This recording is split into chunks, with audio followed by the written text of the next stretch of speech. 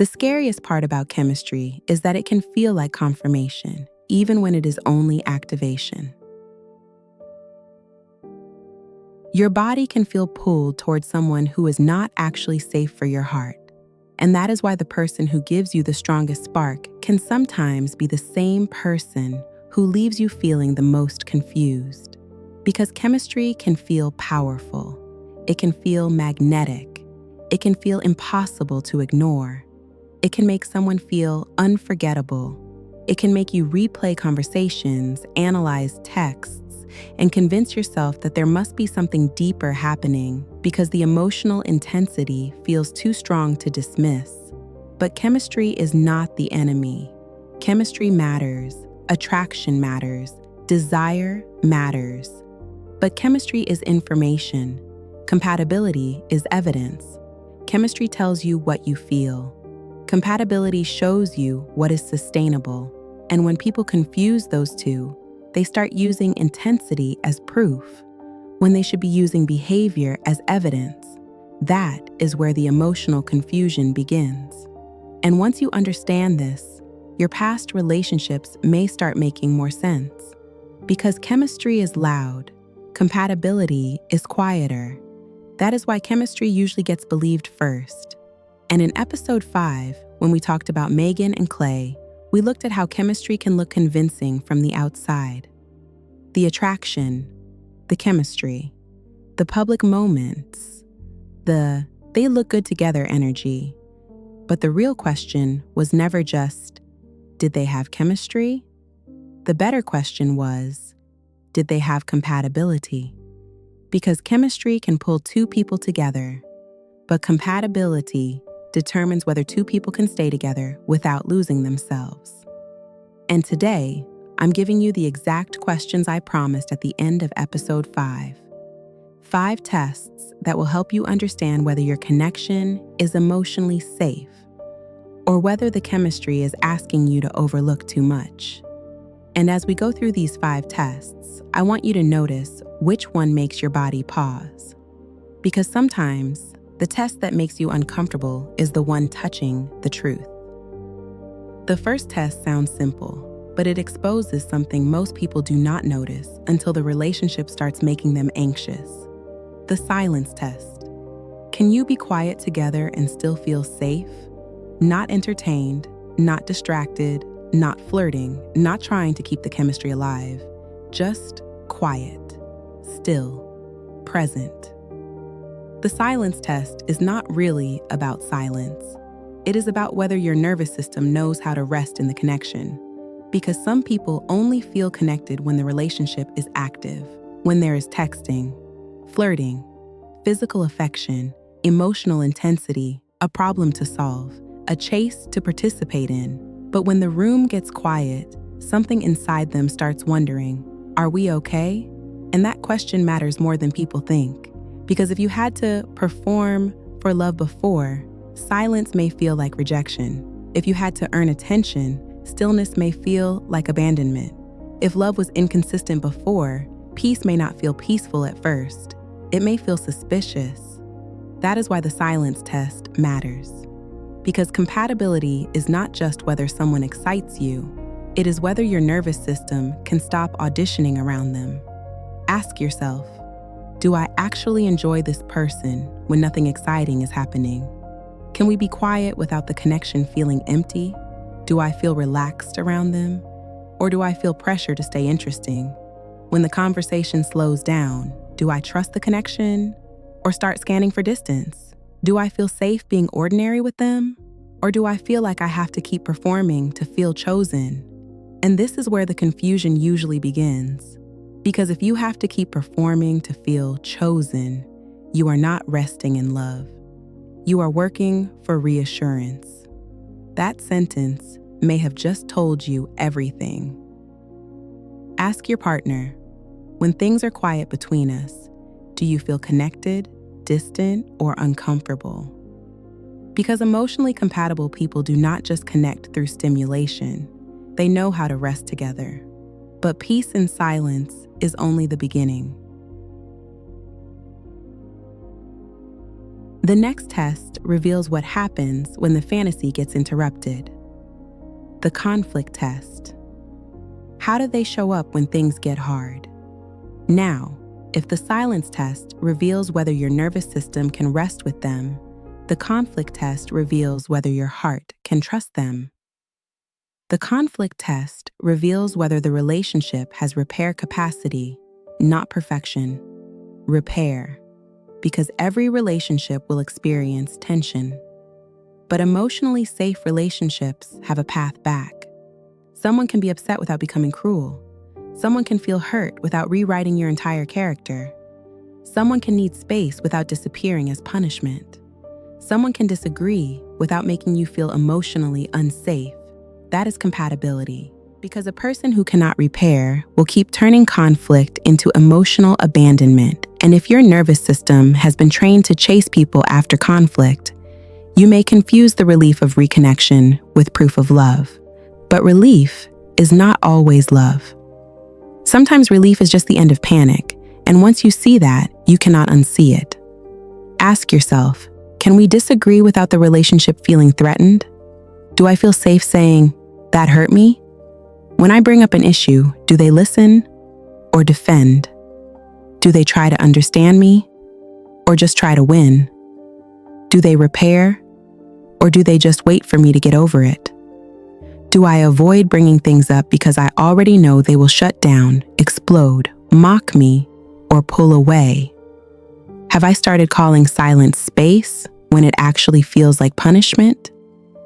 Do I feel relieved when they come back, even though nothing was actually resolved? And this is where chemistry can become emotionally dangerous. Because if the relationship repeatedly hurts you and then soothes you, your body can become attached to the emotional cycle itself.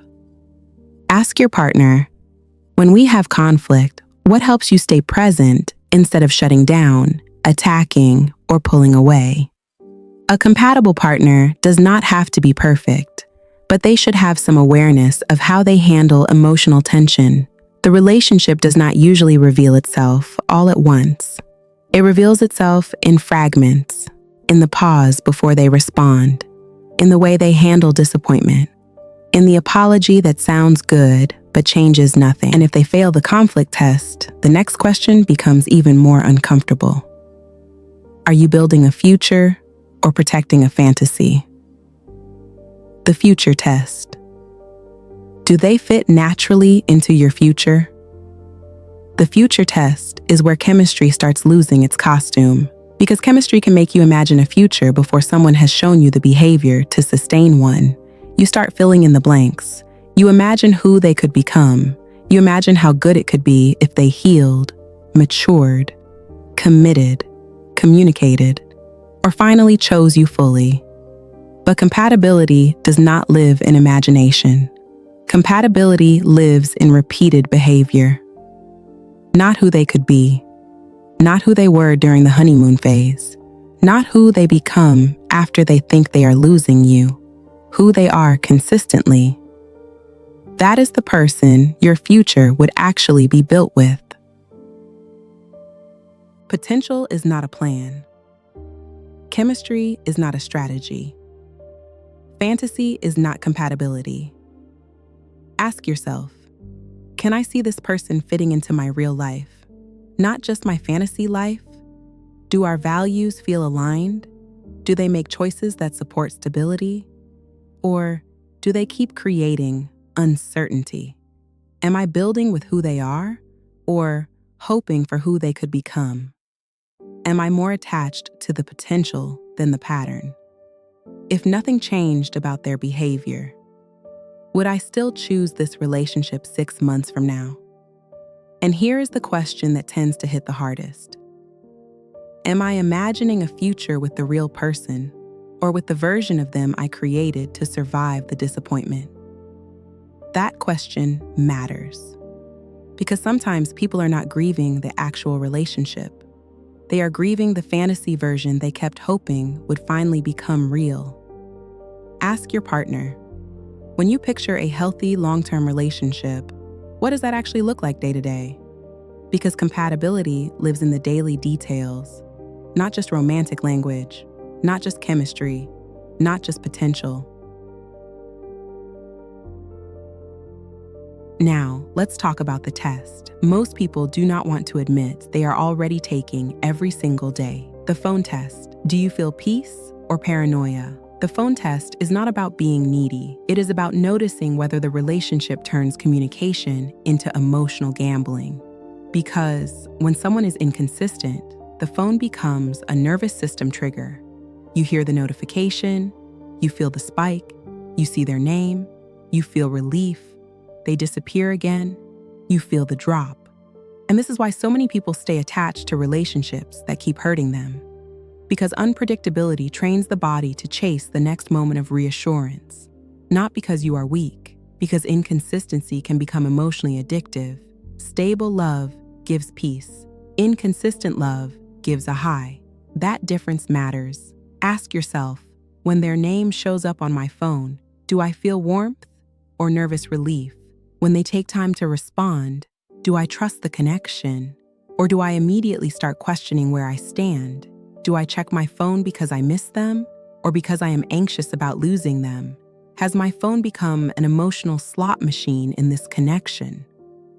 Do I feel high when they respond and low when they disappear? Am I mistaking the relief of their attention for emotional intimacy? And if your phone has become the place where your nervous system waits to be rescued, that is not a small thing. That is information. Ask your partner, what kind of communication helps you feel connected without feeling pressured? Because compatibility is not about forcing identical communication styles. It is about finding a rhythm that creates emotional safety for both people. But if someone uses space as a way to avoid basic emotional clarity, that is not independence. That is avoidance with better branding. And the final test is the one people avoid because it usually tells the truth before the heart is ready to admit it. The respect test. Do they respect you when no one is watching? The respect test is where chemistry loses all its power if dignity is missing. Because chemistry can create attraction, but respect determines whether someone is emotionally safe with your vulnerability. A person can desire you and still fail to honor you. They can have chemistry with you and still disrespect you. They can smile with you publicly and dismiss you privately. And once respect is missing, chemistry cannot save the relationship. Because attraction without respect is emotional exposure without protection. That line matters more than people think. Because a person who cannot repair will keep turning conflict into emotional abandonment. And if your nervous system has been trained to chase people after conflict, you may confuse the relief of reconnection with proof of love. But relief is not always love. Sometimes relief is just the end of panic, and once you see that, you cannot unsee it. Ask yourself, can we disagree without the relationship feeling threatened? Do I feel safe saying, that hurt me? When I bring up an issue, do they listen or defend? Do they try to understand me or just try to win? Do they repair or do they just wait for me to get over it? Do I avoid bringing things up because I already know they will shut down, explode, mock me, or pull away? Have I started calling silence space when it actually feels like punishment? Do I feel relieved when they come back, even though nothing was actually resolved? And this is where chemistry can become emotionally dangerous. Because if the relationship repeatedly hurts you and then soothes you, your body can become attached to the emotional cycle itself. Ask your partner, when we have conflict, what helps you stay present instead of shutting down, attacking, or pulling away? A compatible partner does not have to be perfect, but they should have some awareness of how they handle emotional tension. The relationship does not usually reveal itself all at once. It reveals itself in fragments, in the pause before they respond. in the way they handle disappointment, in the apology that sounds good but changes nothing. Now, if you felt yourself getting uncomfortable during one of those tests, do not ignore that. Sometimes the question that bothers you the most is the one touching the truth. Maybe it was the silence test because you realized you do not actually feel safe when things get calm. Maybe it was the conflict test because you know the relationship cannot survive honesty. Maybe it was the future test because deep down, you know you have been building a fantasy around someone's potential. Maybe it was the phone test because your body already knows the communication pattern has become emotionally addictive. Or maybe it was the respect test because part of you already knows you do not feel fully honored in the relationship. And if that is true, I do not want you to shame yourself. I want you to listen. Because discomfort is not always a warning that you are wrong. Sometimes discomfort is the first sign that your clarity is waking up. Your body may want them, but your peace is allowed to disagree. And sometimes the hardest truth is not that the chemistry was fake. It is that the chemistry was real and still not enough. That is the grief people do not always know how to explain. Not just losing the person, losing the possibility, losing the fantasy, losing the version of the relationship you hoped would eventually become safe. But clarity does not come to punish you. Clarity comes to free you. So before you text them again, before you explain yourself again, before you shrink your needs again, do not make another emotional decision from inside the chemistry. Get clarity first. Take the relationship pattern quiz at amaracares.com. Because sometimes the question is not, do we have chemistry? Sometimes the real question is, what has this chemistry been helping me avoid? And if these 5 tests showed you that the chemistry is real, but the compatibility is missing, Episode 7 is where we go next, because realizing it is only chemistry is one thing, but knowing what to do when your body still wants someone your peace can no longer afford, that is the real emotional work. And that is what we are talking about next.